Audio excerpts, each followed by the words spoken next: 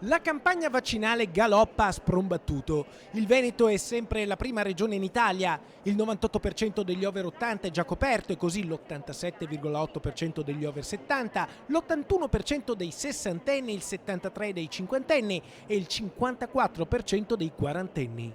Oggi noi siamo aperti con le vaccinazioni dai 49 anni, dai 40 anni in su, perché l'ultima categoria che abbiamo aperto sono i 40-49.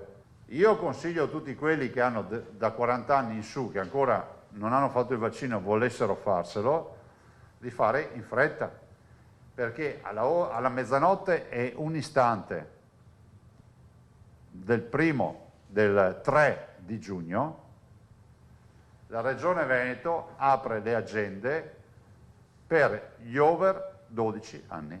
Da vaccinare dai 12 ai 39 anni ce ne restano 1.286.000. Vaccinazioni tracciatissime in un Veneto che è già attrezzato per il Green Pass, che dovrà certificare l'avvenuta vaccinazione, oppure il tampone negativo o ancora la presenza di anticorpi che dimostrino un contagio già superato. Si parla di Green Pass, c'è qualcuno che fa vedere le carte plastificate, no? Fa vedere tipo la smart card, la carta di credito, tutte ste menate.